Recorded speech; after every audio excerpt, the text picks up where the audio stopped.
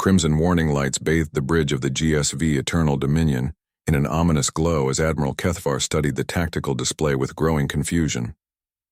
His forearms moved with practiced precision across the holographic controls, each appendage working independently to process the incoming data streams. The Zephyrian's crystalline eyes, evolved to detect the slightest movement across vast distances, narrowed as he observed something that defied every military doctrine in the Galactic Empire's archives. Humanity was smiling, not metaphorically. The intercepted communications from the human colonies showed actual facial expressions of joy, laughter echoing through their command centers, and what could only be described as enthusiasm. Admiral Kethvar had conquered 47 species across 3 galactic arms. He had witnessed fear, desperation, rage, and resignation. Never once had he encountered a species that appeared genuinely delighted to receive a declaration of war. "Communications Officer Zelti," he commanded, his voice carrying the harmonic undertones that marked his authority, "replay the human response to our ultimatum." The holographic display shimmered, revealing the image of General Sarah Chen, the human military commander for this sector. Her dark eyes sparkled with something that made Kethvar's internal temperature regulators work overtime. She was actually grinning. "Admiral Kethvar of the Galactic Empire," General Chen's recorded voice filled the bridge. "We received your demands for unconditional surrender. After careful consideration by our military council, I'm authorized to respond with humanity's official answer." She paused, and her grin widened. "We respectfully decline. In fact, we'd like to thank you for reminding us why we built all these beautiful warships. It's been far too quiet out here." The recording ended, leaving Kethvar staring at the empty space where the human's image had been. Around him, his bridge crew exchanged nervous glances.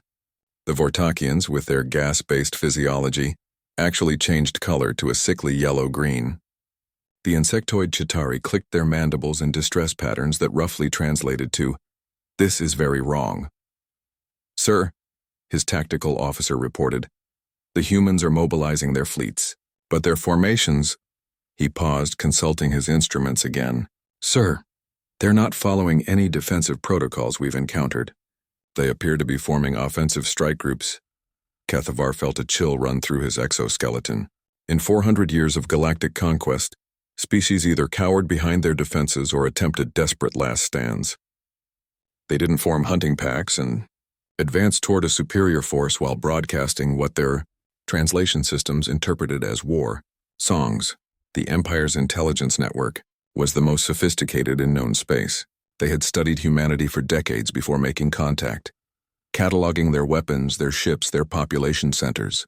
The humans possessed adequate technology, nothing revolutionary. Their military numbered in the mere millions compared to the Empire's billions. Their industrial capacity was impressive for such a young species, but it couldn't possibly match the combined manufacturing might of 63 conquered worlds.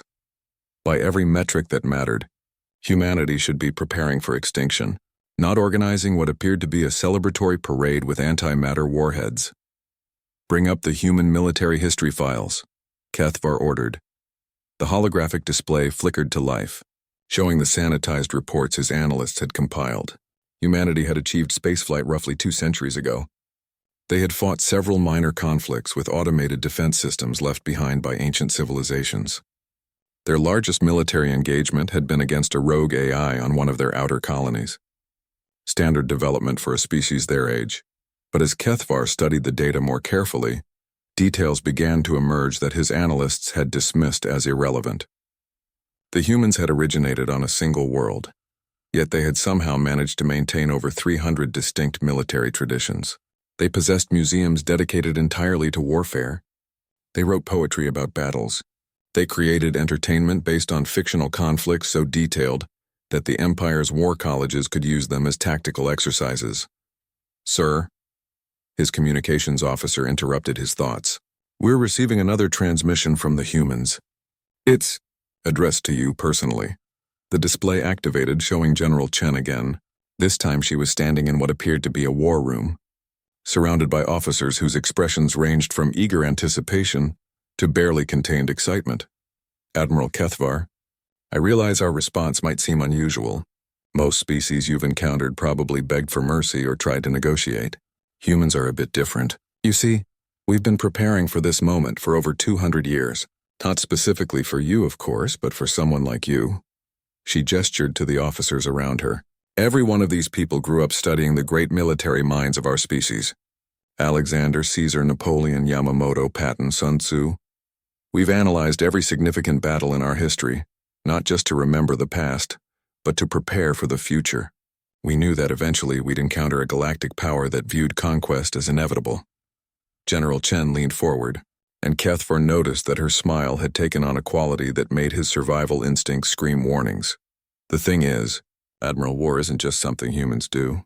War is something humans love. We've spent millennia perfecting the art of controlled violence. We've turned strategic thinking into a game children play. We've made tactical brilliance into entertainment. And now, after decades of relative peace, you're offering us the opportunity to field test everything we've learned against an opponent who actually presents a challenge." The transmission paused, and Cathvar could hear something in the background that made his blood run cold. It was singing. Thousands of human voices raised in harmony, but not in lament or prayer. It was a battle hymn, ancient and primal, and it spoke of victory or death with equal enthusiasm. "We've already dispatched our fleets to your border worlds. Nothing hostile, of course.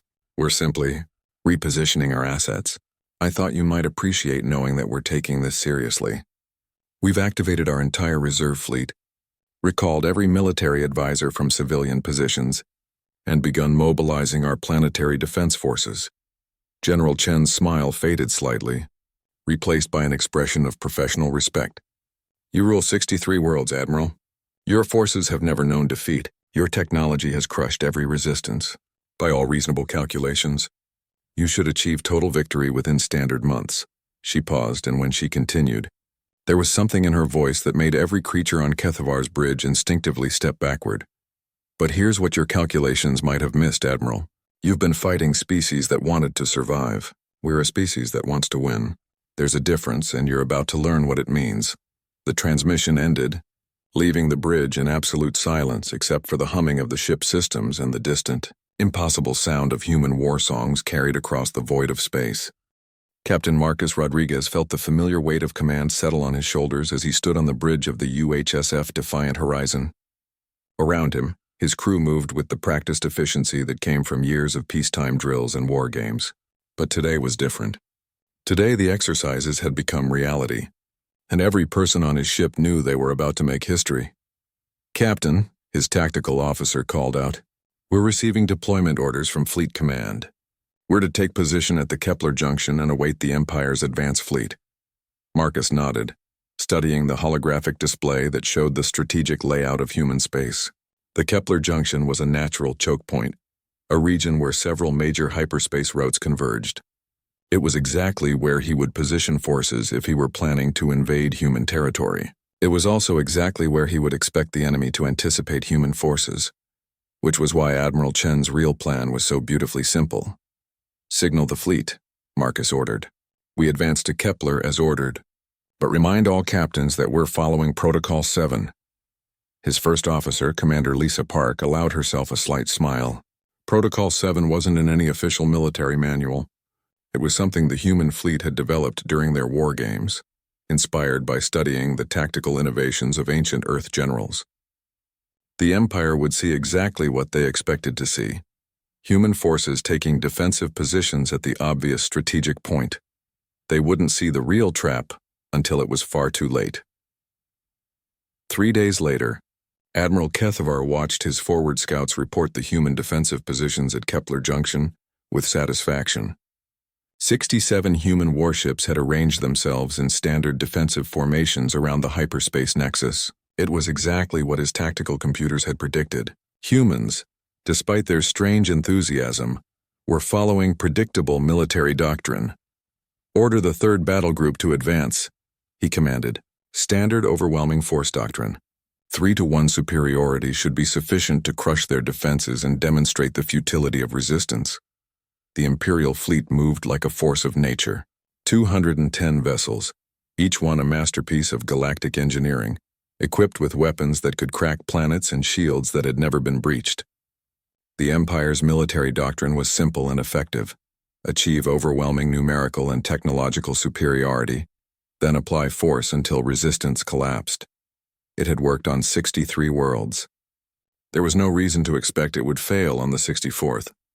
Captain Rodriguez watched the approaching Imperial fleet on his tactical display and felt a moment of genuine admiration.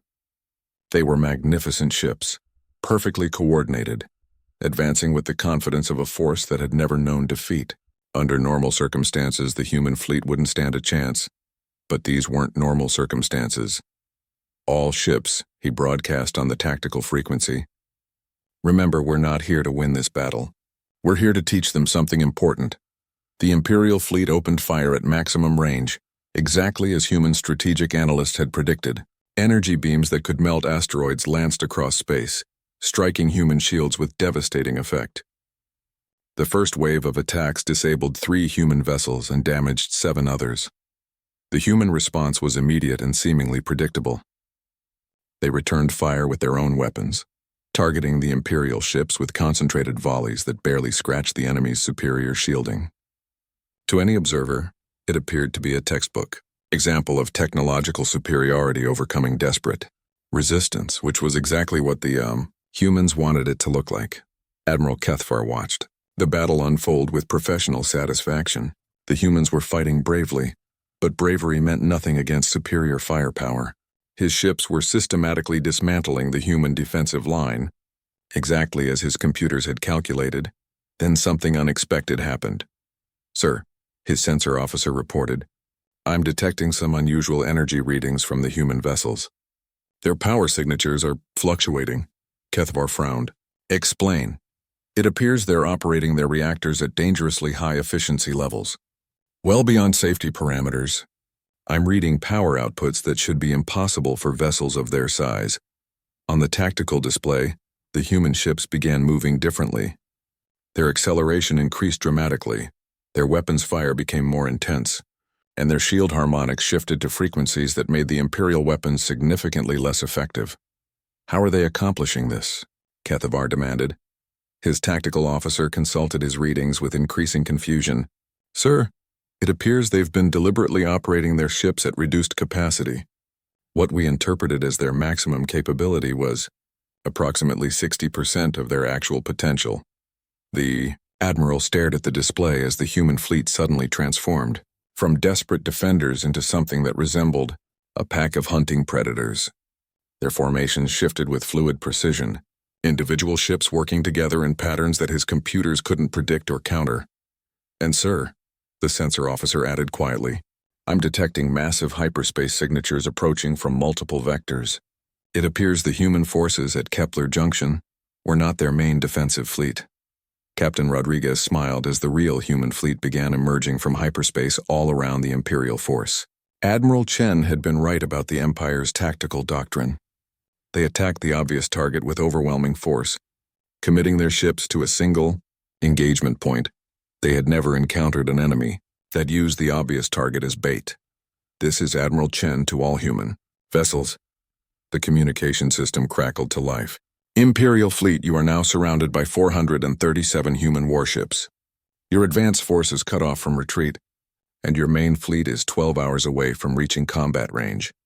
On his bridge, Admiral Kethvar felt something he hadn't experienced in 4 centuries of military service: uncertainty.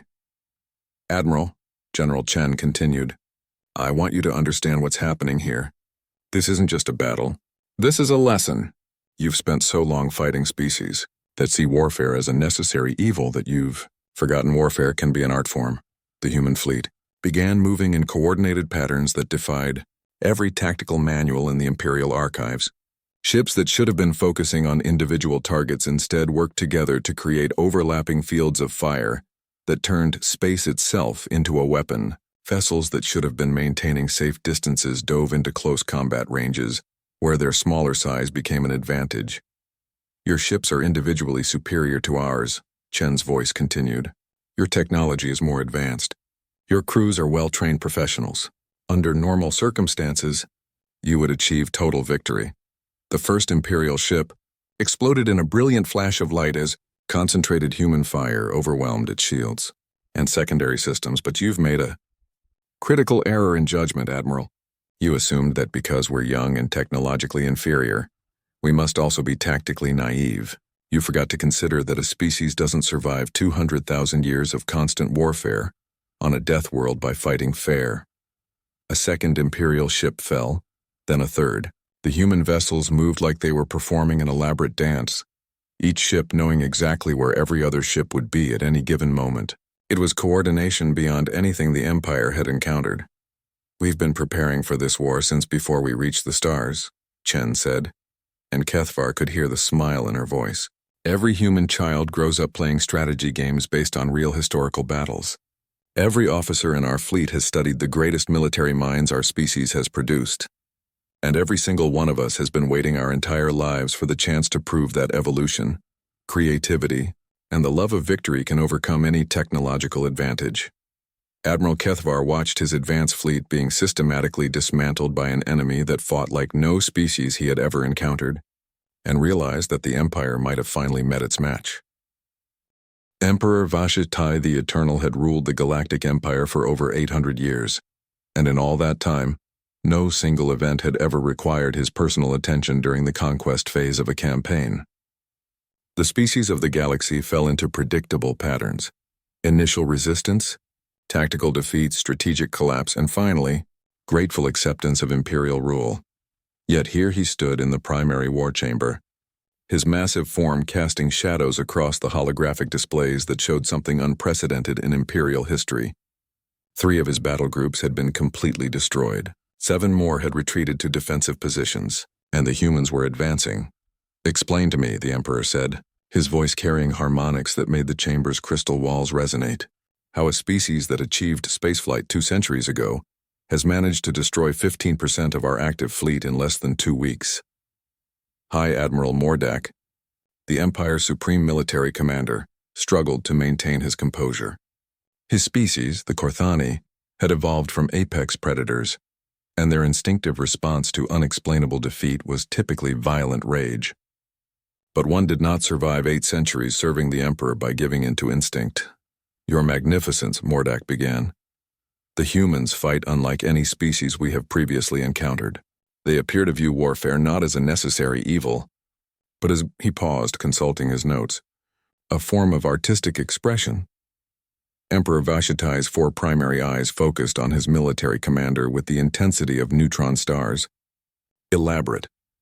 They employ what our analysts have termed tactical creativity. Instead of following established military doctrine, they continuously adapt their strategies based on battlefield conditions. They use deception, misdirection, and psychological warfare as primary weapons rather than secondary support." The Emperor moved to the primary display, his massive hands manipulating the holographic controls with surprising delicacy. The tactical overview showed the current position of human and Imperial forces, and the pattern that emerged was disturbing. "They're not trying to defend their territory," Vashitai observed. "They're hunting our fleets." "Correct, Your Magnificence. They appear to be treating our invasion as an opportunity to field test their military capabilities against a worthy opponent. Our intelligence suggests they refer to this conflict as," Mordak consulted his translator, "the greatest training exercise in human history." Meanwhile, in the human command center established on the asteroid base designated Firebase Alpha, General Chen studied the same tactical displays with the satisfaction of a master craftsman watching a complex plan unfold perfectly. "Admiral Rodriguez," she called to her fleet commander, "what's the status of Operation Prometheus?" Marcus, recently promoted after his spectacular victory at Kepler Junction, smiled as he reviewed the reports from his field commanders. "Phase 1 is complete, General. We've successfully engaged and defeated Imperial forces in 14 separate encounters. Phase 2 is proceeding ahead of schedule, and our casualties, surprisingly light. The Empire's tactical doctrine is so rigid that once you understand their patterns, avoiding their most devastating attacks becomes relatively straightforward. We've lost 47 ships, but we've destroyed over 300 Imperial vessels." General Chen nodded, then activated the communication system that would broadcast to every human military installation in their space. "Attention all human forces. This is General Chen with a strategic update. Throughout human space in command centers and aboard warships, Officers and crew members paused their activities to listen to their supreme commander. 3 weeks ago, the Galactic Empire declared war on humanity. They expected us to surrender immediately or fight a desperate defensive action that would delay our inevitable defeat by a few months. Instead, we have destroyed 15% of their active military and driven their fleets back across 7 star systems. She paused, allowing the magnitude of that statement to sink in. But more importantly, we have learned something invaluable about our enemy. The Empire has grown complacent. They have become so accustomed to victory through overwhelming force that they have forgotten how to adapt when that force is insufficient. On his flagship, Admiral Kethvar listened to the intercepted human transmission with growing unease. His surviving ships had regrouped at the Imperial stronghold of Tertius Prime, where they were supposed to be planning their counterattack. Instead, they were trying to understand how everything had gone so wrong. The humans are correct, he admitted to his senior staff. We have followed the same tactical doctrine for centuries because it has always been sufficient. When you possess overwhelming technological and numerical superiority, complex strategies are unnecessary. But sir, his tactical officer interjected, we still possess that superiority. The human fleet cannot possibly match our full military might. Kethvar gestured to the tactical display. Then explain how they have achieved these results. The question hung in the air like a toxic gas. The truth was that none of them could explain it. The humans fought like they had been studying Imperial tactics for centuries, anticipating every standard response and preparing counters that turned Imperial strengths into weaknesses. Back on Firebase Alpha, General Chen continued her address to the human fleet. The Empire rules 63 worlds because they have never encountered organized resistance. Every species they have conquered was fighting to survive. We are fighting to win. The difference is that survival is the minimum acceptable outcome, while victory requires excellence. She activated a secondary display showing the positions of human fleets throughout their territory. Operation Prometheus moves to Phase 3 immediately. All fleet commanders have their objectives. Remember, our goal is not to defeat the Empire's military. Our goal is to teach them that conquest has consequences, and that some species are more trouble than they're worth. On the bridge of the Defiant Horizon, Captain Rodriguez reviewed his new orders with the anticipation of a predator that had caught an interesting scent. Phase 3 would take the human fleet deep into Imperial territory, targeting not military installations but the infrastructure that supported Imperial expansion. The Empire had grown wealthy by conquering species and exploiting their resources. But that wealth depended on the safe transport of goods across interstellar distances. Human forces were about to demonstrate what happened when those transport routes became hunting grounds. Signal the fleet, Rodriguez ordered. We're taking the war to them. In the halls of the Imperial Palace, Emperor Vashti studied reports that should have been impossible. Human raiding fleets had struck at 17 different Imperial worlds simultaneously, targeting industrial facilities, supply depots, and transportation hubs.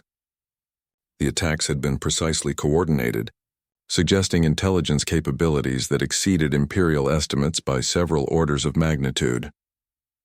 But the most disturbing aspect of the reports was not the tactical success of the human attacks. It was the response of the targeted populations. High Admiral, the Emperor said slowly, explain to me why our subject species are not rallying to support the Imperial response to this human aggression. Mordak consulted his intelligence reports with visible reluctance.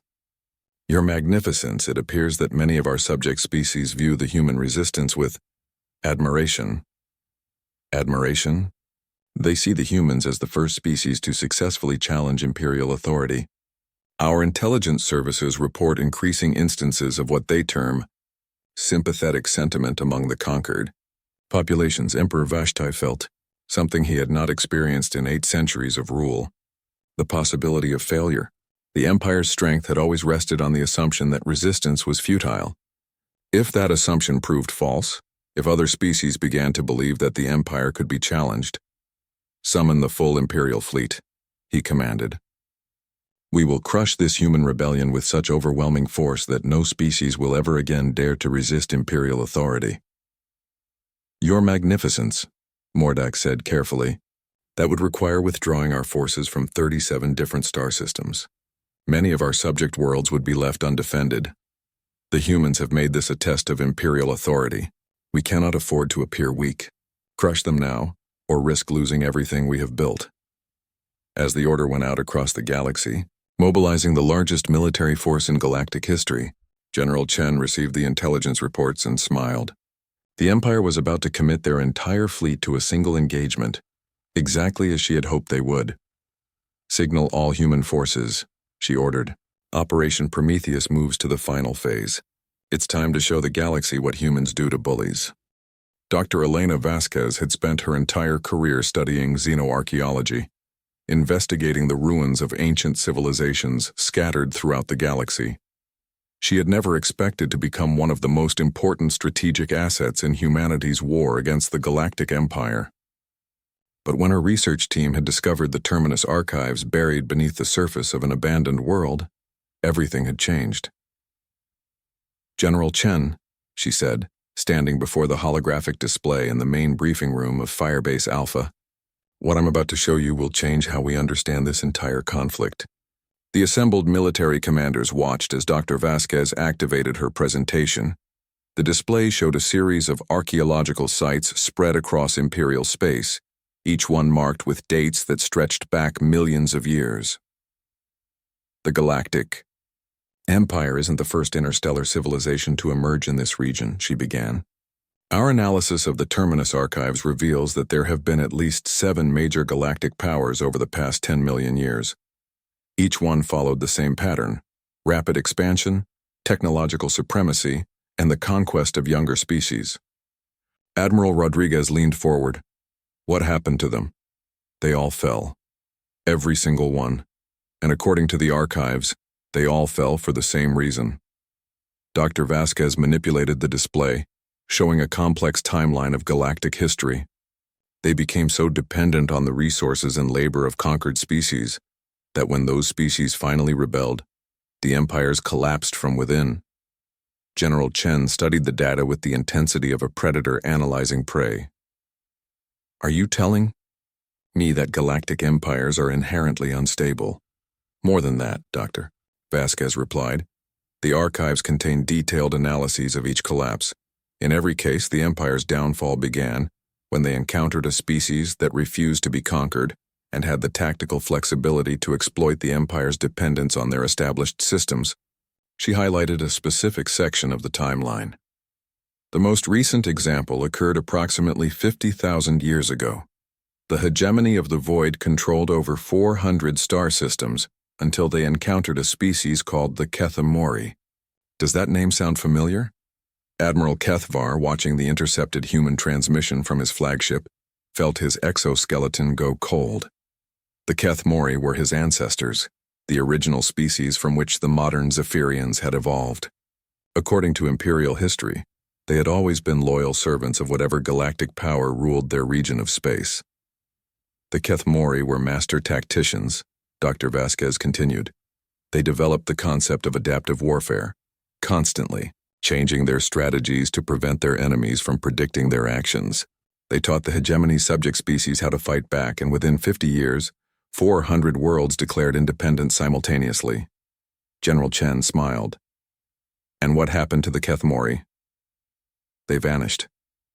The archives suggest they withdrew from galactic affairs after helping to liberate the other species. Some texts hint that they deliberately altered their own evolution to become less aggressive, possibly to avoid becoming conquerors themselves."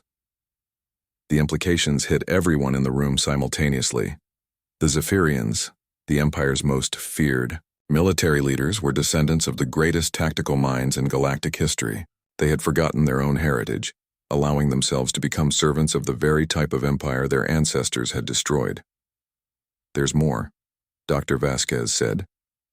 "The archives contain tactical databases from all 7 fallen empires, complete strategic assessments, technological specifications, and most importantly, detailed analyses of why their military doctrines failed." She gestured to a new display showing comparative military structures. Every galactic empire follows the same organizational pattern: overwhelming force, centralized command, and rigid tactical doctrine. It works perfectly until they encounter an enemy that doesn't follow the established rules of warfare. Admiral Rodriguez was already seeing the tactical applications. We're not just fighting the Empire, we're fighting a pattern that has repeated throughout galactic history. Exactly. And we have access to every mistake they've made, every weakness they've displayed, and every successful resistance strategy that has been employed against them. General Chen activated the fleet communication system. All human commanders prepare for strategic briefing update. We've just discovered that we're not the first species to face this challenge. Across human space, military leaders gathered around their displays as Dr. Vasquez's research was transmitted to every ship and installation.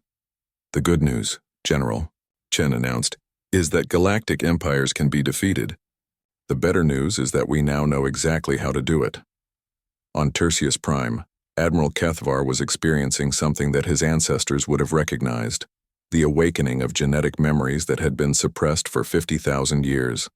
As he studied the human tactical patterns, something deep in his consciousness began to stir. "Sir," his communications officer reported, "we're receiving a direct transmission from the human fleet. It's addressed to you personally, and it's on a frequency that should be impossible for them to know." The display activated, showing General Chen standing in what appeared to be an ancient archive chamber. Behind her, holographic displays showed star charts that made Kethvar's breath catch in his throat. They were Kethmori navigation charts, using symbols that had been lost for millennia. "Admiral Kethvar," General Chen began, "or should I say Kethvar of the Scattered Stars, heir to the tactical traditions of the Kethmori." Kethvar felt as though the universe had shifted around him. No one outside of his own family knew his traditional name. The Scattered Stars reference was from ancient Kethmori poetry that had been forbidden for generations. "We've discovered the Terminus archives," Chen continued. "We know what your ancestors accomplished. We know why they chose to withdraw from galactic affairs. And we know that somewhere in your genetic memory, you still carry their knowledge." She gestured to the displays behind her. "The Kethmori didn't just defeat the hegemony of the Void, Admiral. They liberated 400 worlds and established the philosophical framework that prevented another galactic empire from emerging for 47,000 years. They were the greatest strategic minds in galactic history." The camera moved closer to General Chen's face, and when she spoke again, her voice carried the weight of ancient authority. "Your people forgot who they were, Admiral. They allowed themselves to become servants of the very type of empire they once destroyed. But the knowledge is still there, buried in your genetic memory, waiting to be awakened."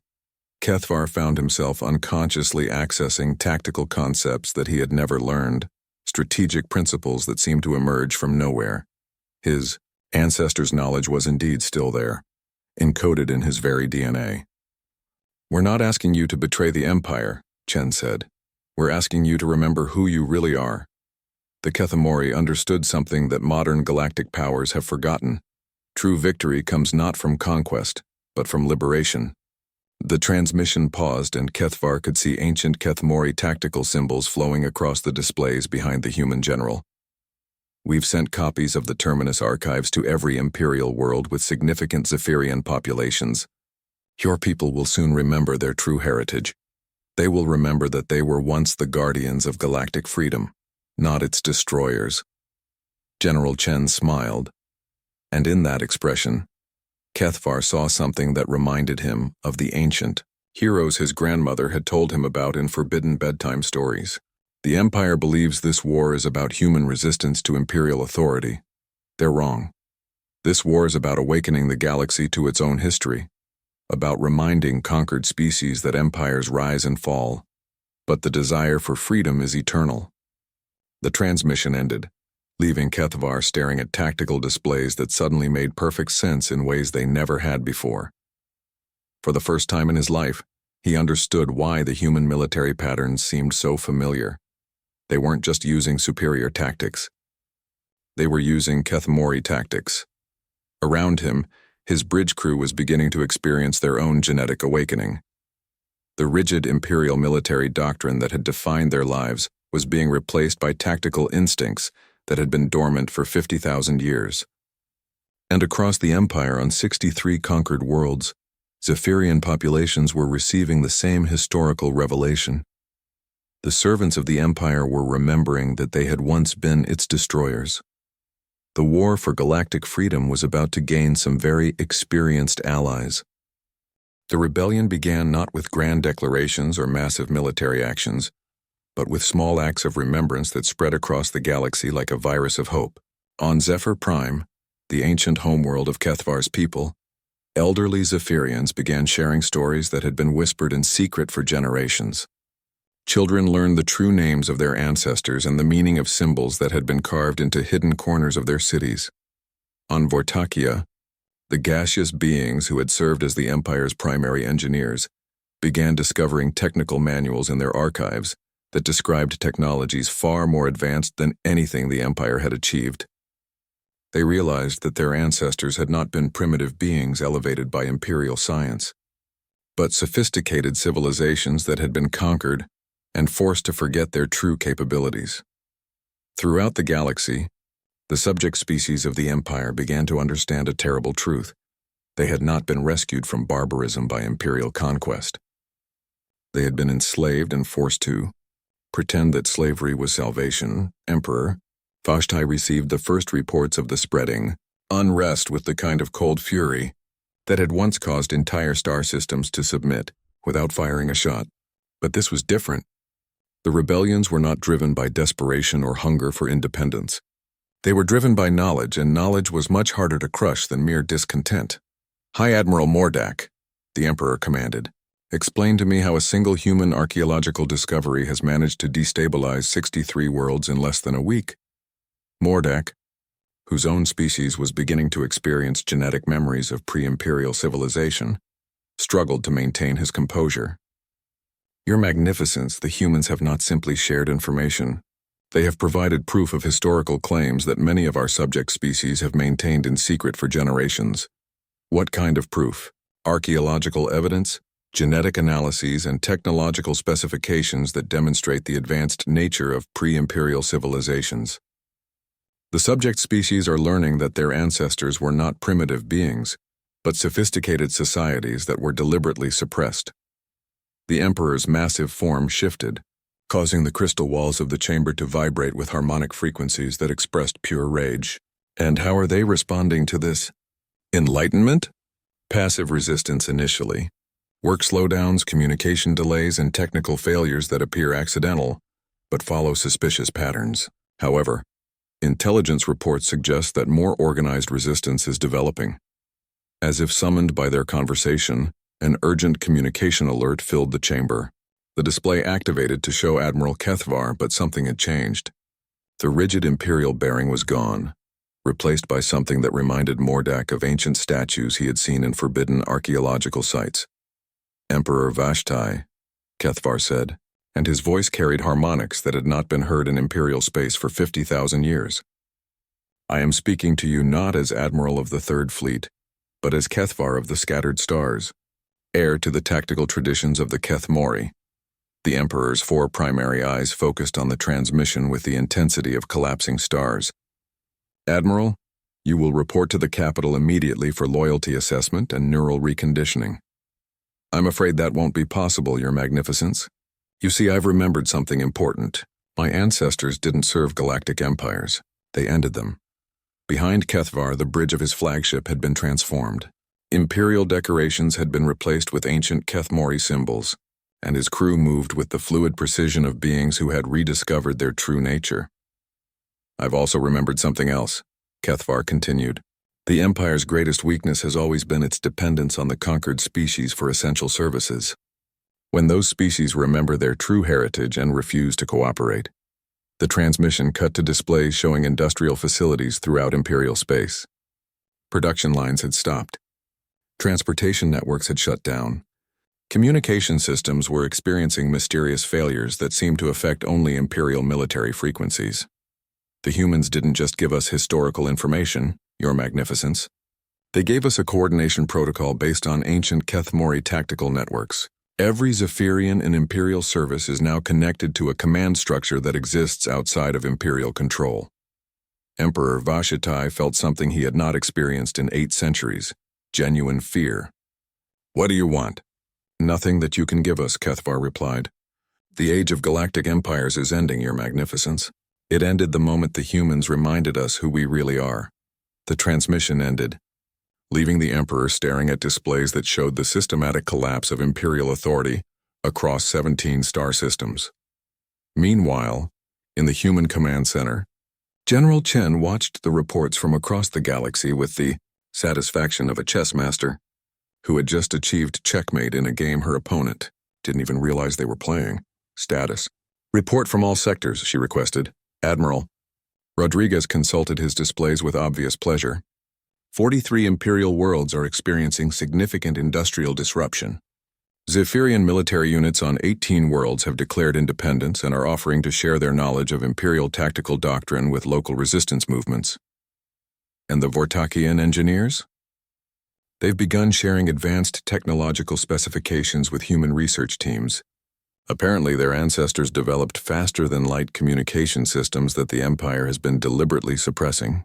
We'll have real-time coordination across galactic distances within the week. Dr. Vasquez activated her own displays, showing archaeological sites throughout Imperial space. The revelation effect is spreading faster than we anticipated. Species that haven't spoken their native languages in centuries are beginning to remember their original cultures. The Empire's cultural suppression protocols are breaking down everywhere. General Chen nodded, then activated the fleet communication system. Attention all human forces. Operation Prometheus has exceeded all expectations. The Empire is experiencing systematic collapse across multiple vectors. And we haven't fired a shot in over a week, she paused, allowing the implications of that statement to register. But remember, our goal was never to destroy the Empire through military force. Our goal was to demonstrate that resistance is possible and that empires fall when their subjects remember their true strength. On the bridge of the Defiant Horizon, Captain Rodriguez received new orders that made him smile. Instead of preparing for the next battle, human fleets were being deployed as support vessels for newly independent worlds. The war had transformed from a military conflict into a liberation movement. Signal all ships, he ordered. We're no longer fighting the Empire. We're midwifing the birth of a new galactic civilization. Throughout Imperial space, the pattern repeated itself on world after world. Species that had been conquered generations ago discovered that their ancestors had possessed advanced technologies, sophisticated cultures, and proud military traditions. The Empire's greatest strength, its ability to make conquest seem like salvation, had become its greatest weakness when the truth was finally revealed. On the Imperial capital world, Emperor Vashatai stood before the massive holographic display that showed the current status of his domain and realized that he was watching the end of an empire that had ruled for 1,000 years. 63 worlds were in various stages of rebellion. His military forces were abandoning their posts or switching sides. His industrial infrastructure was shutting down as worker populations remembered that they had once been free. But the most devastating blow came when High Admiral Mordak approached him with a report that changed everything. Your Magnificence, Mordak said, and for the first time in 8 centuries of service. His voice carried no tone of submission. I have reviewed the historical records that the humans provided. My species, the Korthani, were not primitive hunters when the Empire conquered us. We were the guardians of the Galactic Peace Treaty that prevented the last empire from reforming. The High Admiral's form began to change as genetic memories reasserted themselves, his predatory features shifting to display the noble bearing of an ancient guardian race. We were tasked with ensuring that no single species would ever again dominate the galaxy. We allowed ourselves to be conquered because we thought the Empire was different. We were wrong. Emperor Vashatai watched his most loyal servant transform before his eyes and realized that the humans had achieved something unprecedented in galactic history. They hadn't just defeated an empire through military might. They had convinced the Empire to defeat itself by remembering what it had once destroyed. What happens now? The Emperor asked. Now, Mordak replied, the galaxy remembers how to be free. 6 months after the first human victory at Kepler Junction, the galaxy had transformed beyond recognition. What had begun as a simple conquest attempt had evolved into the greatest liberation movement in galactic history. The Galactic Empire, which had ruled unchallenged for a millennium, controlled fewer than 12 star systems, and even those were experiencing daily demonstrations of civil disobedience. General Chen stood in the observation deck of the newly constructed Terminus Station, a massive space facility built in the neutral zone between human space and what remained of the Empire. Through the transparent aluminum windows, she could see the most remarkable sight in galactic history. A fleet composed of ships from 47 different species, all working together to coordinate the peaceful transition of former imperial worlds to independence. Status report, she requested from Admiral Rodriguez, who had been promoted to Supreme Fleet Commander of the Galactic Liberation Alliance. 18 more worlds declared independence this week, Rodriguez reported, consulting his holographic displays. The Zephyrian Confederation has offered to provide tactical training to newly liberated species who want to establish their own defense forces. The Vortakian Engineering Collective has begun sharing faster-than-light communication technology with everyone who wants it. Dr. Vasquez, now Director of Galactic Archaeological Recovery, added her own update. We've discovered archives on 43 different worlds. Each one contains technological and cultural information that was suppressed by the Empire. The Helix builders of Andromeda 7 had developed transportation technology that makes our current starships look like rowboats. The Crystal Singers of the Vega system had mastered energy manipulation techniques that could solve the power requirements of entire civilizations. General Chen nodded, then activated the long-range communication system that connected Terminus Station to liberation movements throughout the galaxy. This is General Chen to all Allied forces. We've received a formal communication from Emperor Vashitai. He's requesting a meeting to discuss terms of surrender. The response was immediate and universal. Laughter. Not cruel mockery, but the genuine amusement of people who found the very concept absurd. With respect, General, came the voice of Kethvar of the Scattered Stars. Now Supreme Commander of the Zephyrian Confederation, the Empire has nothing left to surrender. They control 12 worlds out of 63. Their industrial base has collapsed, and their military exists primarily on paper. Besides, added Supreme Engineer Vashkol of the Vortakian Collective, what could they possibly offer us that we haven't already taken back ourselves? General Chen smiled. I think you're missing the point. This isn't about what the Empire can offer us. This is about what we can offer the Empire. The communication channels went silent as the implications of that statement registered across 47 different species. You want to help them? Asked War Leader Thakmor of the Korthani Guardian Fleet. I want to teach them, Chen replied. The same lesson we've been teaching the galaxy. That conquest and domination are not sustainable forms of civilization. That cooperation and mutual respect create stronger societies than force and fear. 3 days later, Emperor Vashitai arrived at Terminus Station aboard a single diplomatic vessel, accompanied only by High Admiral Mordak and a small staff. The massive warships that had once announced imperial power wherever they appeared had been either destroyed, captured, or abandoned by crews who had decided to join the liberation movement. The Emperor himself had changed. The arrogant bearing that had once characterized every imperial ruler was gone, replaced by something that looked almost like humility. His massive form seemed somehow diminished, as though the weight of 1,000 years of imperial authority had been lifted from his shoulders. General Chen, he said as he entered the main conference chamber of Terminus Station, I have come to formally surrender what remains of the Galactic Empire. Emperor Vashitai, Chen replied, I appreciate the gesture, but surrender isn't really necessary. Your empire ended the moment your subjects remembered they had never truly been conquered. She gestured to the holographic displays that showed the current galactic situation. Independent worlds were forming voluntary alliances based on mutual interests. Trade networks were being established based on fair exchange rather than imperial exploitation. Defense coalitions were forming to protect against future threats. What you built through conquest is being replaced by something built through cooperation, Chen continued. The question is, what role do you want to play in the new galactic civilization? Emperor Vashtai stared at the displays with the expression of someone trying to comprehend an entirely foreign concept. You're not going to execute me? Exile me? Strip me of my titles and property? Why would we do that? Chen asked. You were the product of a system that convinced you that domination was the natural order of things. That system is gone. Now you have the opportunity to discover what kind of leader you could be if you didn't have to maintain an empire through force. High Admiral Mordak, whose genetic memories had transformed him back into a Korthani Guardian, spoke for the first time since arriving. General Chen is offering you something that no galactic ruler has ever received, the chance to learn from your mistakes without paying the ultimate price for them.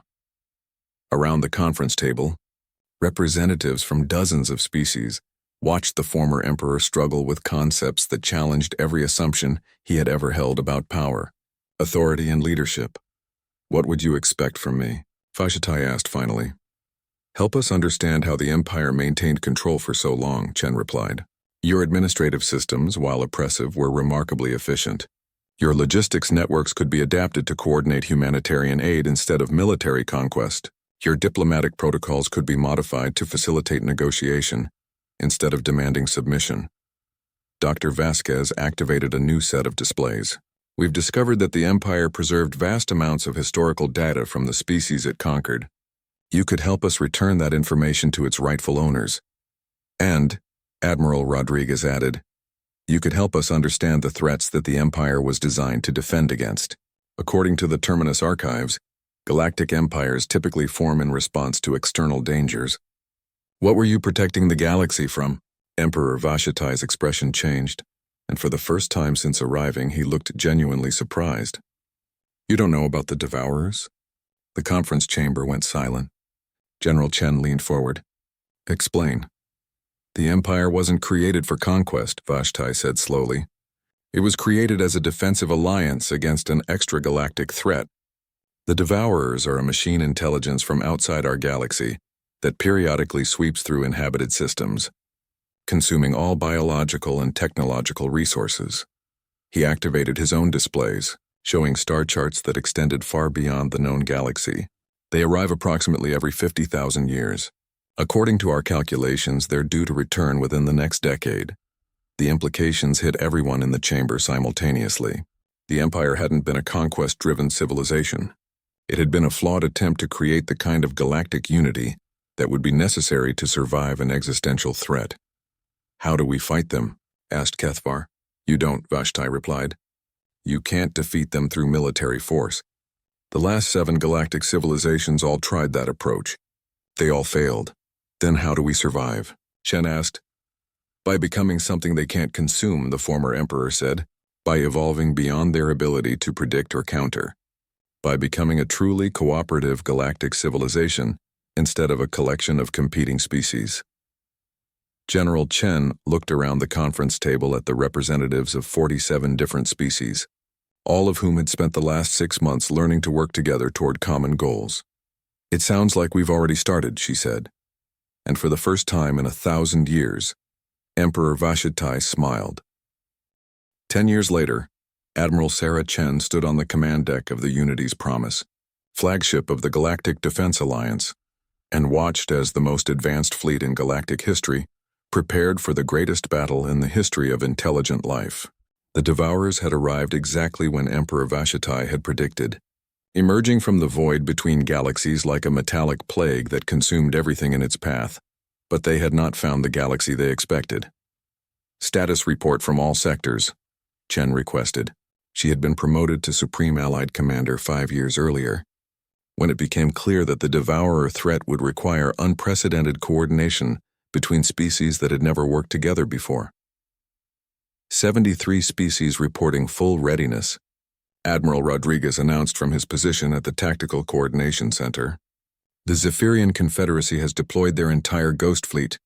The Vortakian Collective has established real-time communication networks across 12 galactic arms. The Korthani Guardians have activated ancient defense systems that were dormant for 50,000 years." Dr. Vasquez, now Director of Strategic Intelligence, added her report. "Archaeological teams have successfully recovered and integrated defensive technologies from all 7 previous galactic civilizations.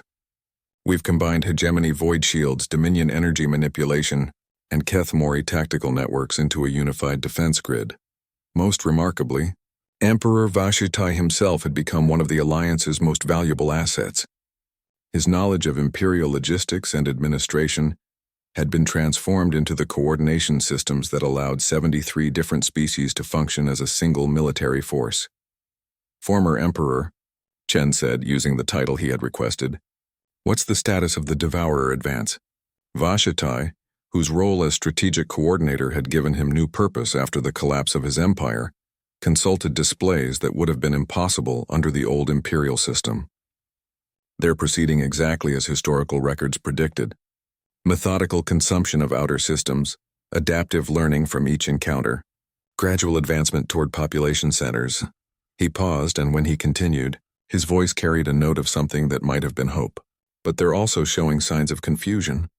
Their tactical patterns were developed to counter the responses of previous galactic civilizations. They don't know how to process what we've become. General Chen nodded. The Alliance had spent 10 years not just preparing for war, but fundamentally changing the nature of galactic civilization.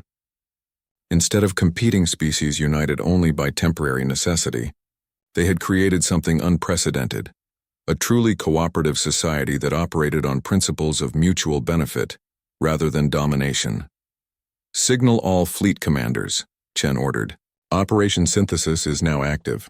Throughout the galaxy, the largest military force in known history began moving according to plans that had been developed through the combined knowledge of 73 species. But this was not the kind of military force that previous civilizations had deployed against the Devourers. Where ancient fleets had relied on overwhelming firepower, the Alliance used adaptive tactics that changed faster than the Devourers could learn. Where previous defenders had fought defensive campaigns, the Alliance took the offensive, striking at Devourer forces with surgical precision that disabled their ability to process and adapt. Most importantly, where earlier civilizations had fought to preserve what they had, the Alliance fought to create something new. First contact with Devourer advance forces in the Terminus sector, Rodriguez reported. Alliance Fleet 7 is engaging using Protocol Omega. The tactical displays showed something that would have been impossible under any previous galactic civilization. Human ships worked in perfect coordination with Zephyrian ghost vessels, their combined tactics confusing Devourer adaptive systems. Vortakian engineering ships modified battlefield conditions in real time, creating environmental hazards that the Devourers couldn't predict. Korthani Guardian vessels provided tactical coordination that allowed instantaneous response to changing battlefield conditions. Devourer forces are withdrawing from the Terminus sector, Tactical reported. They appear to be having difficulty processing our tactical patterns. Dr. Vasquez monitored the intelligence feeds with growing excitement. The Devourer's adaptive learning systems were designed to counter species fighting independently. They can't process cooperative tactics that involve multiple species working as a single organism. But the real breakthrough came when the Alliance deployed their ultimate weapon. Not a device or a technology, but a concept that the Devourers had never encountered. Activating the Harmony Protocol, Chen announced. Across the galaxy, every Alliance ship, station, and facility began broadcasting the same signal. Not a weapon or a defensive system, but a complex mathematical pattern that represented something the Devourers had never seen: perfect cooperation between distinct intelligent species. The effect was immediate and devastating. Devourer forces, which had operated according to predatory consumption patterns for millions of years, encountered something their programming couldn't process. A galactic civilization that existed not through domination but through mutual benefit. Species that became stronger by helping each other rather than competing for resources. Devourer advance has stopped, Rodriguez reported with obvious amazement. Their entire fleet has powered down. On the main display, the vast mechanical armada that had consumed 7 previous galactic civilizations hung motionless in space, their adaptive systems overwhelmed by the impossibility of what they had encountered. Then something unprecedented happened. The Devourer fleet began broadcasting a signal. Translation coming in, communications reported. They're requesting communication protocols. Dr. Vasquez stared at her instruments in disbelief. The Devourers aren't just a destructive force. They're an intelligence that evolved to consume civilizations because every previous galactic society was based on competition and conflict. They literally don't know how to process cooperation. General Chen felt a smile spreading across her face as she realized what had just happened. They're not trying to destroy us. They're trying to understand us. The next several hours involved the most complex diplomatic negotiation in galactic history, as 73 species worked together to establish communication with an intelligence that had been interpreted as pure destruction for millions of years. The Devourers, it turned out, were indeed a machine intelligence, but one that had been designed by an ancient species to serve as a test, a way of ensuring that any civilization capable of achieving galactic dominance had evolved beyond the competitive, destructive patterns that had characterized most intelligent life. They were never trying to destroy us, Vashitai realized as the full truth became clear. They were trying to teach us. General Chen nodded, looking out at the vast devourer fleet that had become humanity's newest allies.